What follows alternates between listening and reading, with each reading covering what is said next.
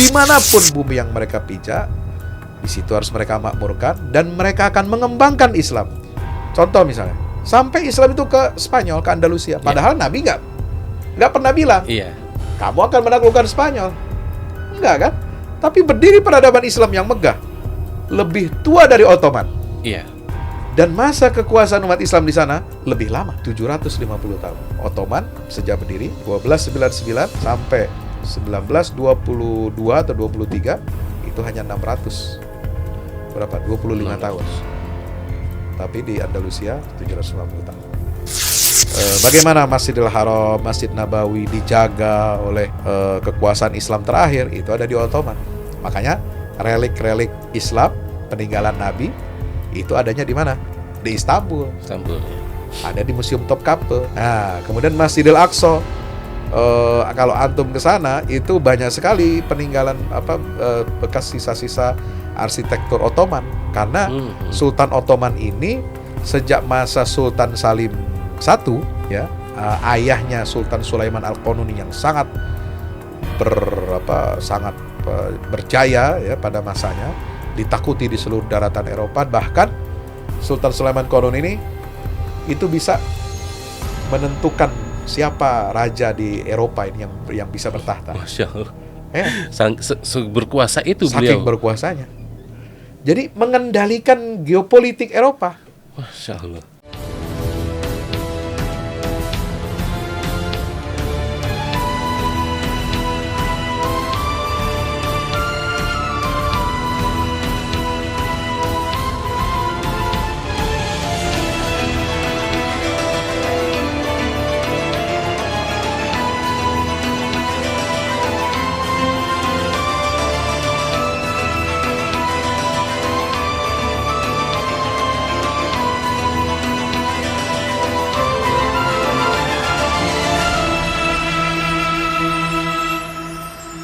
Bismillahirrahmanirrahim. Assalamualaikum warahmatullahi wabarakatuh.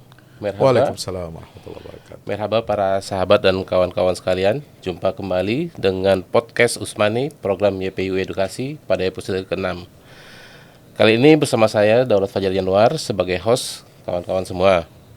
Alhamdulillah sore ini Allah menghadirkan kita semua narasumber podcast yang sangat istimewa, guru kita semua, yang nasihat-nasihatnya kita jadikan ilmu agar tidak tersesat di jalan yang gelap, di jalan kegelapan. Selamat datang Ustadz Fahmi Salim di podcast Usmani, program YPU Edukasi. Assalamualaikum Ustadz, merhaba. Waalaikumsalam warahmatullahi wabarakatuh. Gimana kabarnya Ustadz? Alhamdulillah. Alhamdulillah. Insya Allah kawan-kawan YPU dan para pendengar semua sudah mengenal ya dengan Ustadz Fahmi Salim. Kita sudah sering juga melihat Ustadz Fahmi Salim sebagai narasumber di media elektronik, baik sebagai penceramah ataupun akademisi.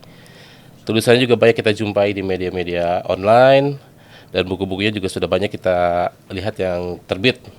Buku terakhir yang terbit itu yang Tufanul Aqsa itu ya Ustaz ya? Betul. Yang di DPR.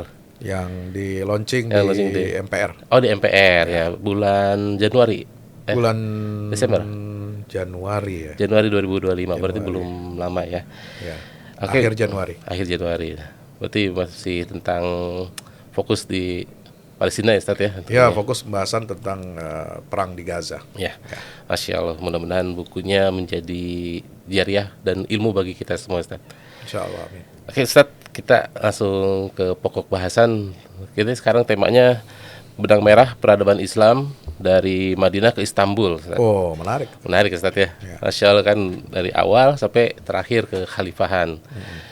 Mungkin kita pembuka dulu Ustaz, di antara pendengar mungkin ada yang sudah ingat ataupun belum tahu atau sudah lupa.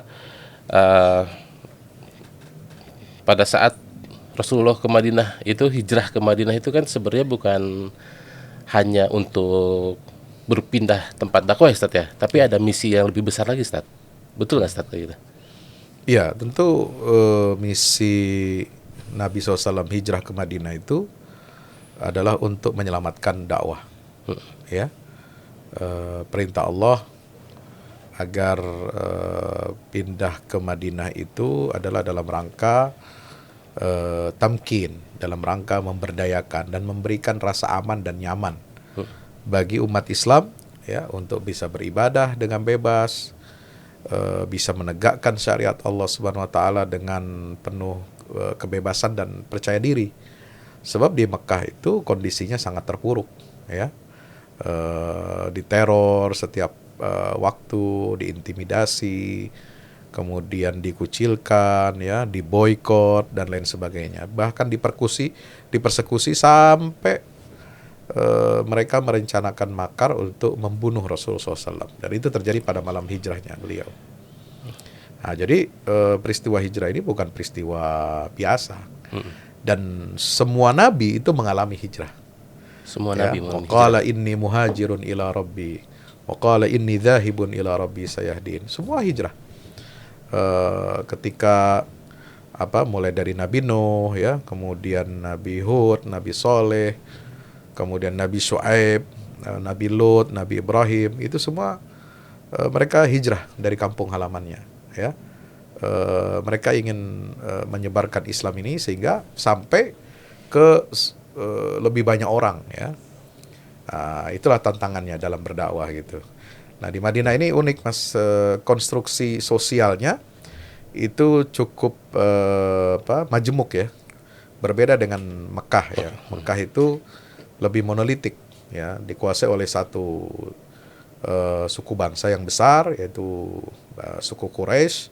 Tentu ada kabilah-kabilahnya, betul, tetapi mereka disatukan oleh ikatan kabilah atau kesukuan gitu, ya. Dan tidak ada masyarakat agama selain selain penganut sistem jahiliyah gitu. Tapi kondisi di Madinah kan berbeda itu. Nah, itulah maka Nabi pindah ke Madinah, ya, untuk membangun peradaban Islam. Jadi kata kuncinya adalah peradaban. Peradaban Islam, Ustaz. Ya. Ketika di Madinah juga kan Rasulullah itu selain berdakwah kepada masyarakat sekitar dan kemudian kepada kabilah-kabilah yang di Madinah yang sudah ada di situ, Rasulullah juga kan mengirimkan surat, ya, Ustaz. Berarti itu sebagai bentuk dimulainya peradaban Islam di keluar jazirah, Ustaz. Iya. Tentu diplomasi Islam yang dilakukan oleh Rasulullah ini itu tetap dalam rangka berdakwah. Ya. Jadi mengenalkan Islam, ya, untuk menjadi sebuah sistem global, ya. Maka diperkenalkanlah Islam ini kepada seluruh penguasa-penguasa besar di dunia pada saat itu, tanpa kecuali, yaitu ada Kisra Persia, ada Kaisar Romawi, ya, Heraklius, ya. Kemudian ada Raja Mukaukis di Mesir, ya. Ada raja di Habasyah, di Abisinia, Negus, ya, Raja Najasyi dari Abisinia dan lain sebagainya. Nah, termasuk penguasa-penguasa besar yang ada di Jazirah Arab. Itu terjadi setelah gencatan senjata pada masa setelah adanya perjanjian Hudaybiyah tahun 6 Hijriah. Nah, di situ ada nafas, ya, bagi dakwah ini menggunakan kesempatan itu untuk memperkenalkan Islam. Bahkan pada saat itu banyak tokoh-tokoh besar dari pemuka kaum Quraisy itu banyak yang masuk Islam, seperti Khalid ibn Walid dan lain sebagainya, gitu, ya. Jadi Islam ini menjadi sebuah kekuatan global, menjadi kekuatan dunia yang diperhitungkan pada masa itu. Nah, menariknya, jadi Madinah ini dengan dari kata tamadun. Tamadun itu adalah peradaban. Nah, kalau kaitannya dengan peradaban, Rasulullah SAW itu sudah mengutarakan dalam sebuah hadis bahwa peradaban Islam ini akan mengalami beberapa fase, periodisasi. Pertama, ketika Rasulullah hidup, itu masa nubuwah. Ya, itu masa nubuwah. Setelah masa nubuwah berakhir, dengan wafatnya Nabi SAW, Nabi mengabarkan bahwa setelah masa nubuwah itu ada takunu khilafatun ala minhajin nubuwah. Ada masa kekhalifahan, ya, yang mengikuti garis metode kenabian. Itulah masa Khulafaur Rasyidin. Dan Nabi menetapkan 30 tahun. 30 persis. Tahun. Ketika Abu Bakar dilantik sampai Hasan bin Ali meletakkan jabatan pada masa Amul Jamaah, tahun Persatuan Umat Islam, meletakkan jabatan dan diberikan kepada sahabat Nabi bernama Muawiyah bin Abi Sufyan. Maka disitulah berakhir era Khulafaur Rasyidin. Itu tepat 30 tahun. 30 tahun. Nah, setelah itu kata Nabi apa? Tsumma yakunu mulkan adon. Setelah itu akan masuk umat ini memasuki periode kekuasaan pemerintahan Islam yang menggigit. Nah, kata menggigit di sini difahami oleh banyak ulama, pakar, bahwa itu adalah kekuasaan yang diwariskan secara turun-temurun. Kekuasaan dinasti. Ya, maka terkenal ungkapan bahwasanya raja pertama dalam sejarah Islam itu adalah Muawiyah. Karena beliau ini sosok yang politisi yang cerdas ya. Sahabat Nabi juga, penulis wahyu juga. Kemudian beliau ini iparnya Rasulullah juga. Karena salah satu istri Nabi adalah adik daripada Muawiyah bin Abi Sufyan. Ahlu bait berarti saya. Ya, dia termasuk lingkungan keluarga terdekat Rasulullah SAW. Gitu. Maka disebut gelarnya Khalul Mukminin. Ya, pamannya orang-orang beriman gitu. Dan Muawiyah ini adalah mendapatkan keutamaan dia sebagai penguasa atau pemimpin Islam yang membangun armada angkatan laut pertama. Yeah. Dan itu dipuji oleh Rasulullah SAW masa hidupnya. Ya, armada angkatan laut perang pertama dalam Islam itu mendapatkan pujian dari Rasulullah SAW, dan armada angkatan laut yang dibangun oleh Muawiyah pada masa kekuasaannya itulah yang menjadi cikal bakal ekspedisi umat Islam menaklukkan Konstantinopel. Oh, iya. Jadi Konstantinopel itu ditaklukkan usahanya sudah sejak masa Bani Umayyah. Ya, jadi nggak jauh dari kehidupan Nabi SAW. Itu sudah dimulai upaya itu. Ya, dibangun angkatan perang pertama, angkatan laut, ya. Kemudian membangun pangkalan militer ya, untuk menempatkan pasukan dan membuat galangan kapal di mana? Di Siprus. Ya. Di Siprus ya. Kemudian ada satu lagi Kepulauan Rhodes. Nah, Kepulauan Rhodes itu sudah ditaklukkan di masa Utsman bin Affan. Utsman bin Affan. Nah, disitulah pangkalan sebagai jembatan batu loncatan umat Islam untuk mengarungi lautan menuju Konstantinopel. Dan itu adanya di sekitar wilayah bumi Syam.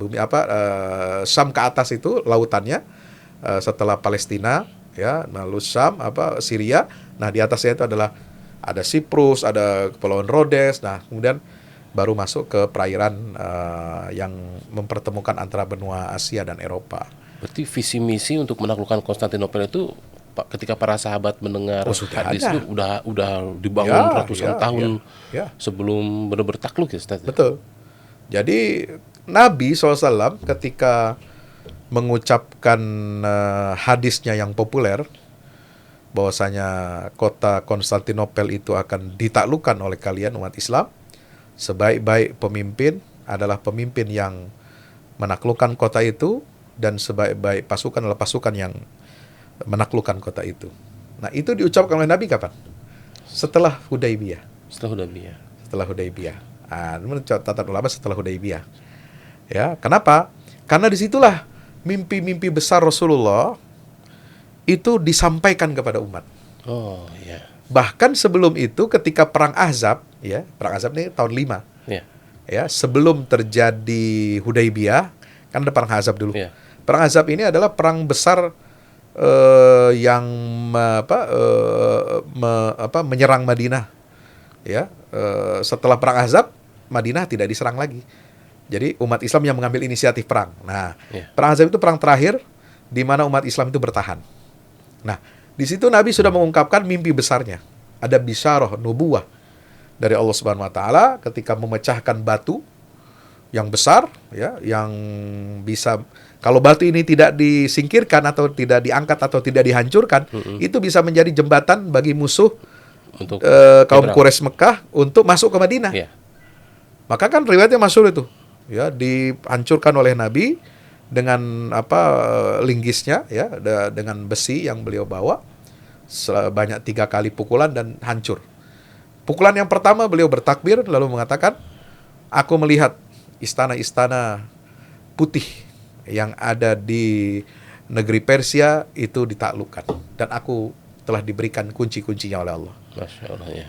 Kedua, aku melihat istana-istana merah, ya,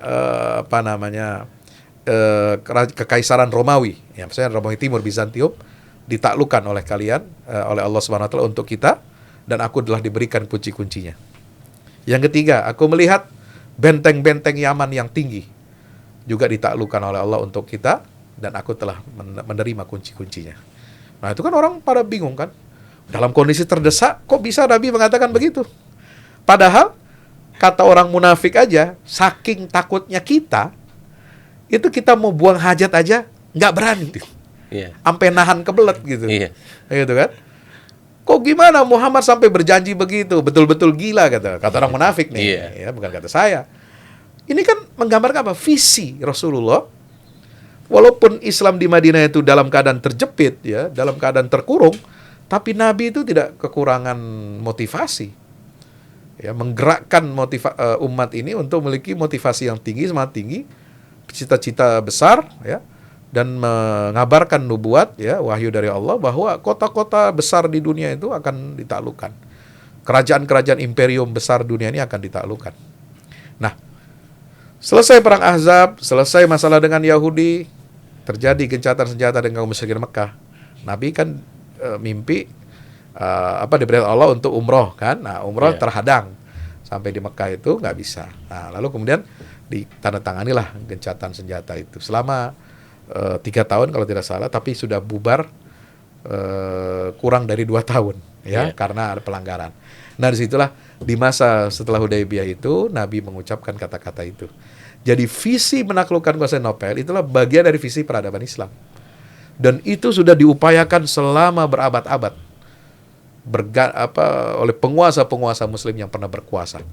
Nah, itu di era Mulkan Adon. Nah, itulah Mulkan Adon itu mulai dari mana?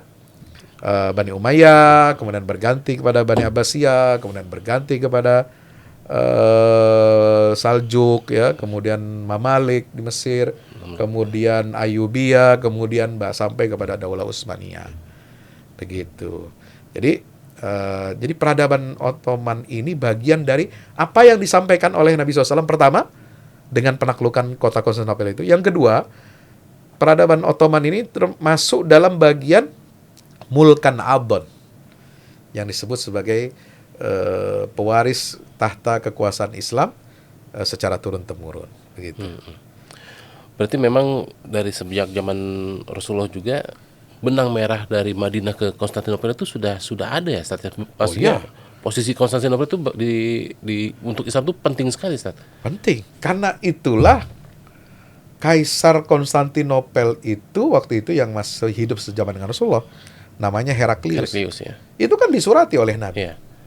Yang Aslim taslam, yu'tikallahu ajraka marratain. Masuk Islamlah kamu akan selamat. Dan Allah akan berikan kamu pahala 2 kali. Pahala kamu mengikuti ajaran Nabi Isa, dan pahala mengikuti aku, Nabi Muhammad SAW. Dan ini kabar yang beliau sampaikan ini itu menjadi isu dunia. Menjadi isu dunia. Karena mereka sudah mendengar ini kekuatan dari gurun pasir ini kok sampai berani datang, menantang gitu ya. Minta mengajak kita masuk Islam. Memang dia siapa gitu. Yeah. Nah, maka itu dakwah ini kemudian diteruskan di zaman Abu Bakar ya.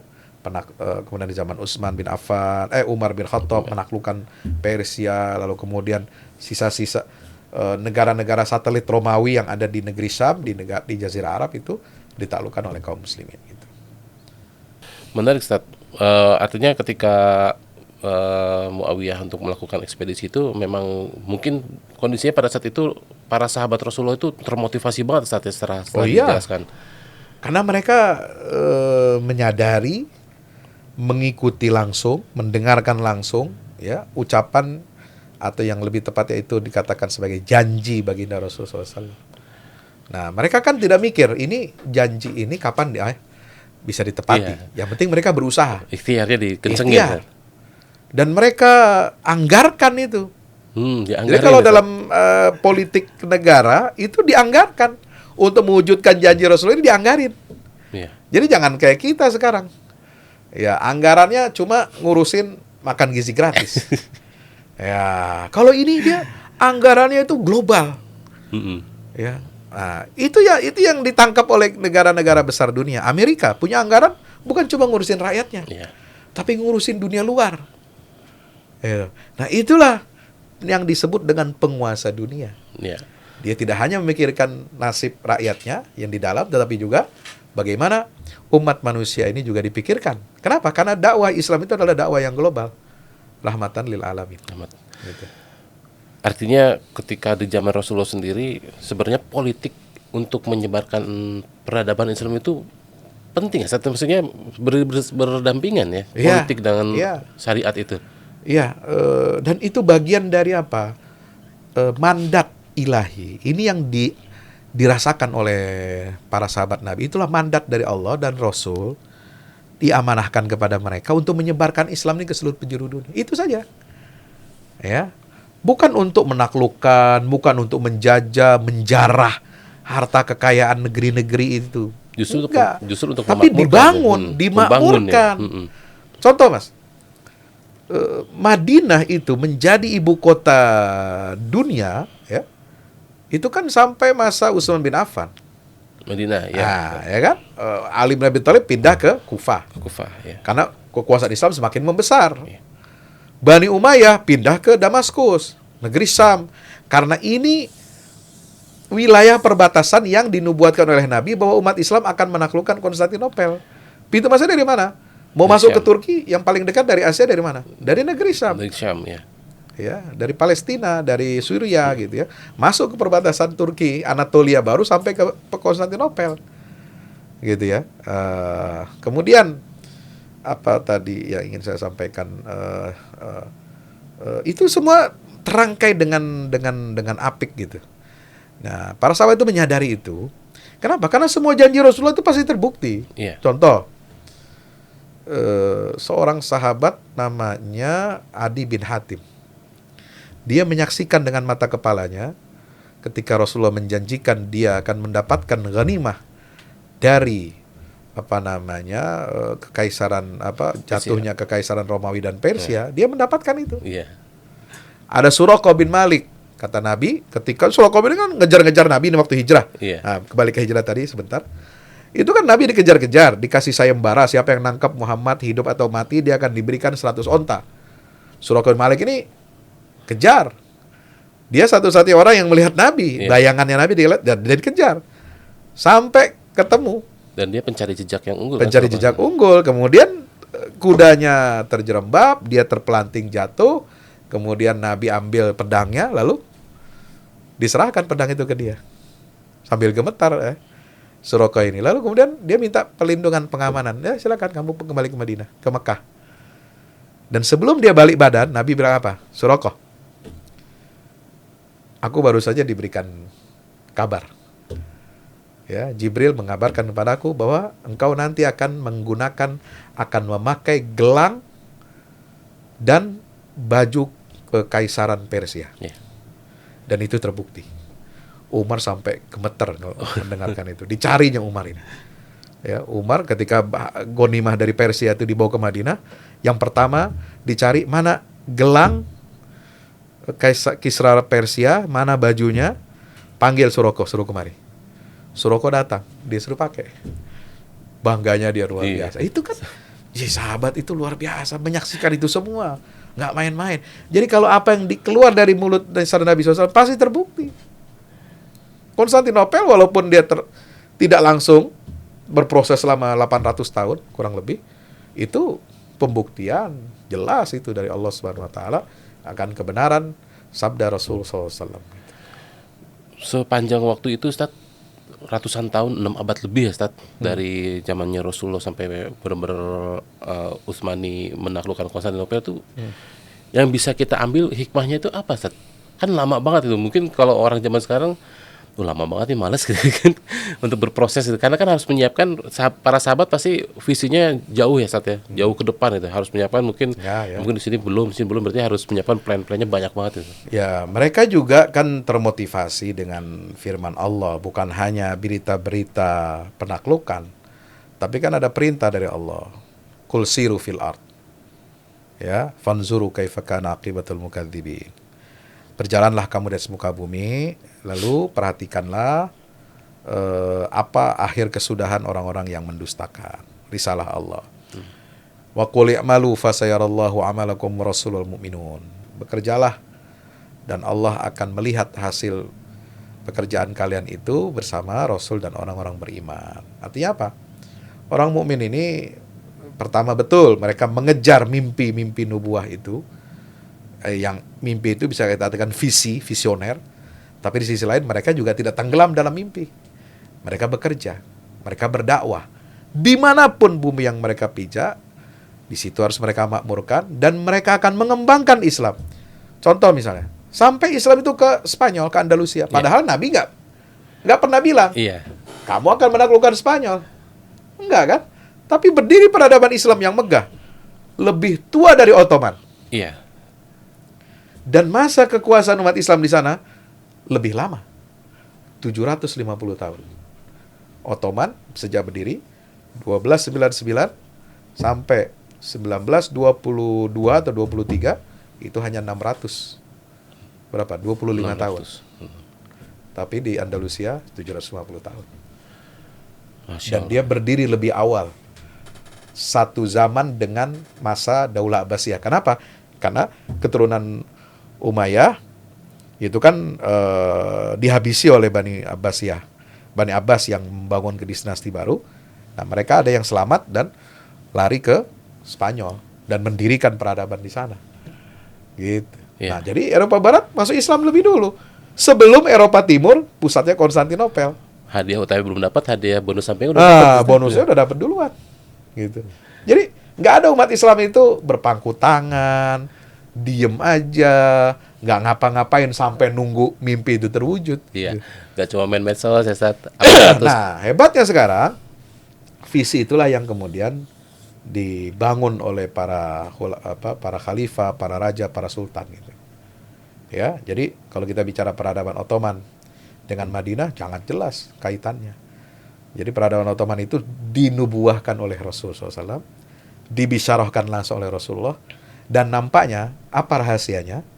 Karena ini Allah alam bisawab ya, ini tafsiran saya, ya, ini Rasulullah ingin mengatakan bahwa seolah ingin mengatakan ini kan akan penghabisannya di mana? Akan ada peralihan masa.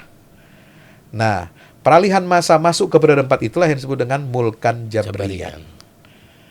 Mulkan Jabriyan itu dimulai dari berakhirnya Ottoman. Dinasti kekhalifahan Ottoman karena dia yang terakhir. Setelah itu nggak ada lagi kekhalifahan, ya kan? Nah, walaupun dia kekhalifahan tapi mencampurkan dengan sistem monarki, tapi masih banyak kebaikannya. Nah, masih menjaga dunia Islam itu utuh sebagai satu kesatuan politik, ya. Tapi setelah runtuh, mulailah Mulkan Jabriyan. Dimulai dari apa? Dari kekalahan Ottoman pada Perang Dunia ke-1. Di situ mulai rontok satu persatu. Ya, rontok satu persatu. Belum lagi ada pengkhianatan dari dalam sendiri. Ya, nah maka visi itu harus kita jaga. Bagaimana dulu misalnya Sultan Abdul Hamid II itu membangun jalur kereta api dari Istanbul ke Madinah. Nah, itu kan ingin menyatukan dunia Islam. Ya, dari Istanbul ke Madinah itu berhentinya di Damaskus, kemudian di Aqaba, kemudian ke Madinah. Gitu. Menarik saat kalau kita menelusuri jejak-jejak peradaban Islam ini baik di Madinah ataupun di Konstantinopel, ya. Kalau misalkan kita bisa ada rezeki gitu, ada rezeki kita bisa ke sana ya mungkin kita sambil umroh kita nggak cuma sekedar selfie atau cuma sekedar mau main ke Taif tapi main ke Taifnya cuma main kereta gantung gitu. Tapi kita harus menghayati banget karena kan peradaban Islam ini kan ibaratnya identitas kita saatnya. Dan saya pernah dengar yang namanya peradaban itu kenapa orang-orang Barat itu sangat-sangat menjaga mereka tuh mengaku-ngaku sebagai orang yang paling beradab karena memang ya ini bisa meningkatkan kepercayaan diri. Sedangkan kita kayaknya orang Islam agak kurang pede karena nggak kenal sama diri sendiri. Jadi kalau ada kesempatan kalau misalnya ada kesempatan mau kita jalan ke sana mungkin ada baiknya kita juga sambil belajar sejarah ya. Idealnya kita umroh itu kan kita umroh itu berarti mengunjungi Mekah Madinah. Idealnya kita umroh itu sekaligus ke Masjidil Aqsa. Karena apa? Karena 3 masjid ini yang diperintahkan Iya. Nabi untuk datang, untuk kita sholat di sana. La tusaddur rihalu illa ila thalathati masajid, al masjidil haram, wa masjidil hadha, wal masjidil aqsa. Gitu kan, idealnya itu.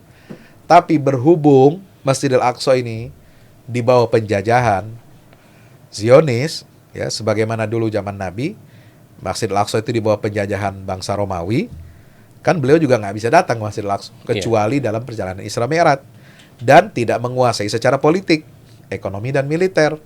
Maka apa yang bisa kita lakukan? Nah, ada kaitan Masjidil Aqsa dengan peradaban Ottoman. Kenapa? Dialah peradaban terpanjang dan tertua dalam sejarah Islam yang menjaga dan melindungi Masjidil Aqsa.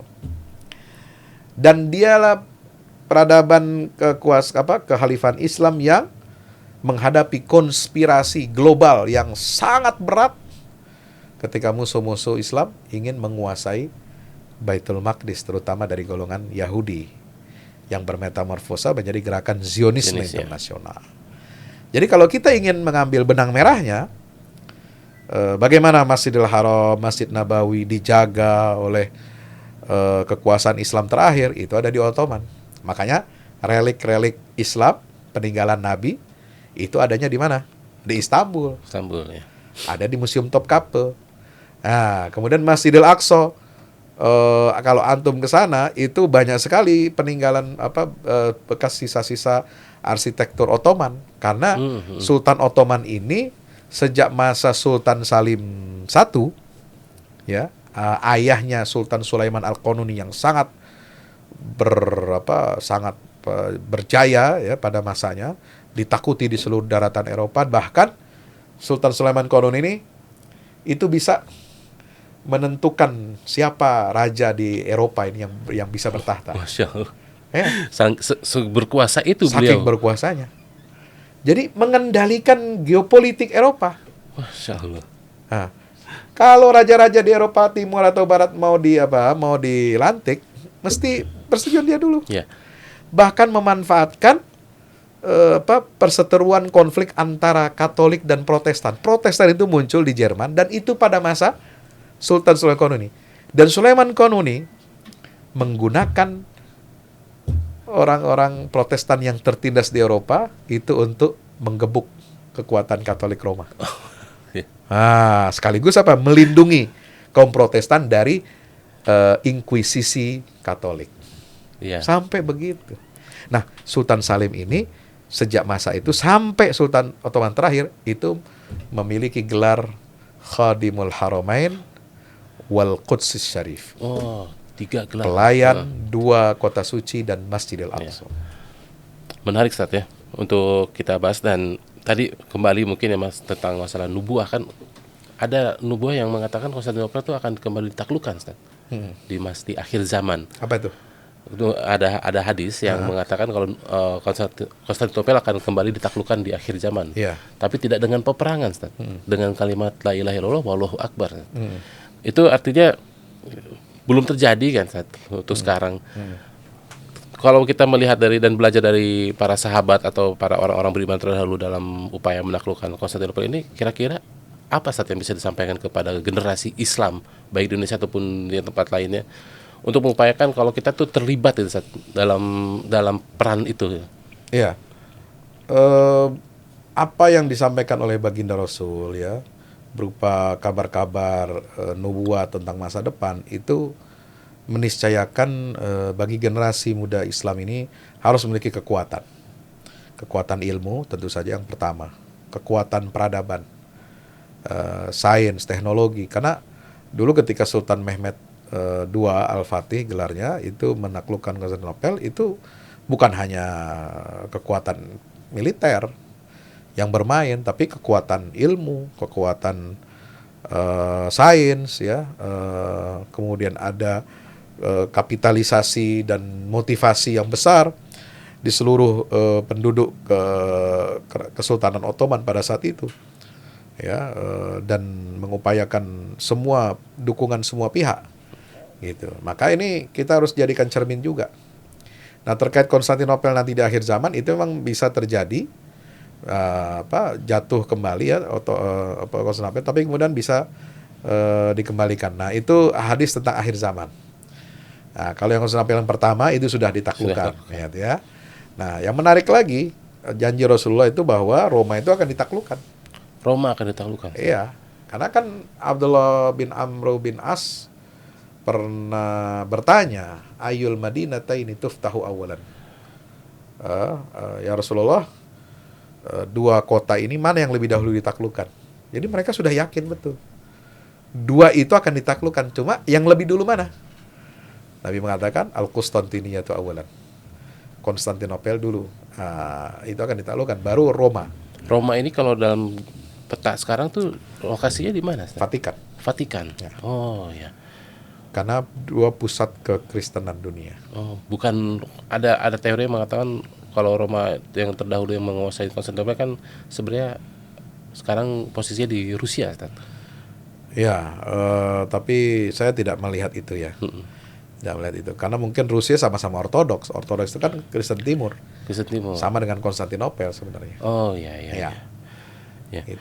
Berarti menarik, Ustaz ya. Karena kita untuk terlibat dalam peran akhir zaman nanti, terutama untuk para orang tua yang milenial atau anak-anak muda yang Gen Z, dan mungkin nanti orang yang bilang yang Gen Alpha ini ada kesinambungan juga, Ustaz. Untuk mendidik anak-anaknya supaya terlibat dalam itu perannya. kan perlu wawasan sejarah. Ya. Nah, anak-anak sekarang kan wawasan sejarah nggak cukup cuma diajarkan, dinarasikan di ruang kelas. Akan lebih menarik lagi kalau dia melihat langsung spot-spot, ya, on the spot, kira-kira begitu. Sirah Nabawiyah itu paling enak kalau dijelaskan on the spot. Nah, kaitannya juga dengan peradaban Ottoman itu akan bagus dan masuk ke dalam hati dan pikiran generasi muda atau pasangan muda atau keluarga milenial itu kalau dia datang on the spot. Datang langsung, Ustaz. Mengalami langsung, melihat langsung dari dekat. Ya. Bukan katanya-katanya. Karena memang beberapa minggu lalu saya dapat tausiah dari salah satu ustadz di sekolah. Gen Z itu PR-nya dia tuh terlalu cepat mencerna sesuatu. Memang sengaja dibikin cepat. Jadi cepat nangkep, cepat hilang. Iya.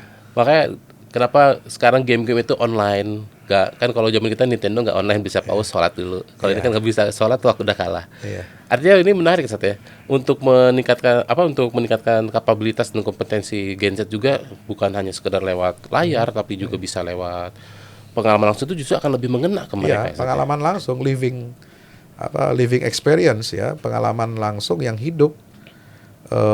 Kalau misalnya kita ke Istanbul nih, ya, kita akan bawa masuk mereka ke pintu gerbang Edirne, di mana Sultan itu masuk Konstantinopel. Nah, seperti itu. Iya. Atau melihat museumnya, ketika terjadi perang itu seperti apa, merasakan feel-nya, gitu kan. Nah, ketika sampai di Istana Topkapi juga dijelaskan begini.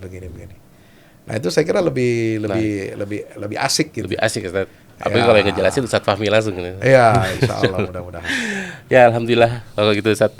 Jazakallahu khair untuk informasi yang menarik dan wawasan keilmuannya yang sangat luas ini.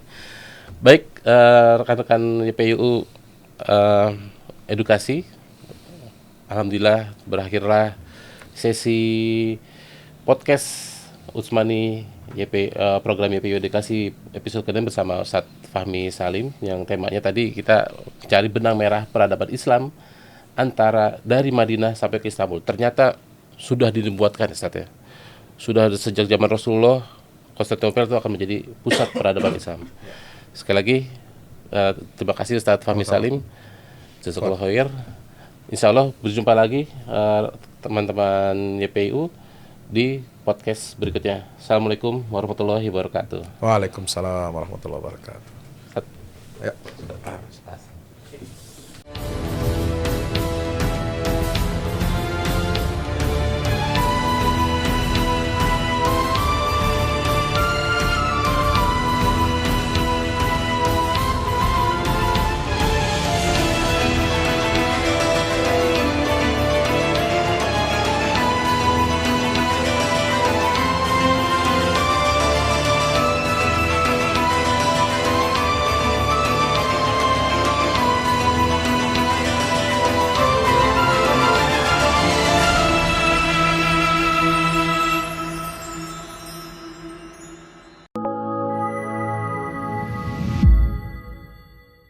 Yang terbaru dari Ustadz Fahmi Salim, buku Runtuhkan Zionis Rebut Baitul Maqdis, buku yang siap membuka cakrawala pikiran dan batin sahabat.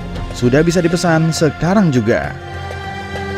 Hasil yang dicapai para mujahidin dalam pertempuran Badai Al-Aqsa 7 Oktober 2023 memiliki arti penting ataupun nilai strategis, bukan hanya dalam pembuktian bahwa kekuatan Israel bisa dikalahkan bahkan oleh pihak yang memiliki persenjataan jauh di bawahnya, melainkan juga dalam menyadarkan dunia Islam, terutama para pemimpinnya yang memilih menjadi penonton ketimbang membantu sesama saudaranya. Buku ini adalah salah satu bentuk dukungan dan ikhtiar dengan niat berjuang bersama-sama dengan mujahid Palestina. Tak sekedar memberikan informasi, membeberkan fakta atau data kepada khalayak di Indonesia. Buku ini juga hadir untuk meluruskan tudingan bahkan fitnah terhadap para pejuang di sana. Betapapun kita berada jauh dari Al-Quds, melalui buku ini kita akan dapatkan bagaimana kita bisa memperoleh pahala yang sebanding dengan para pejuang di garda terdepan di negeri perlawanan Palestina. Dapatkan buku Runtuhkan Zionis Rebut Baitul Maqdis segera.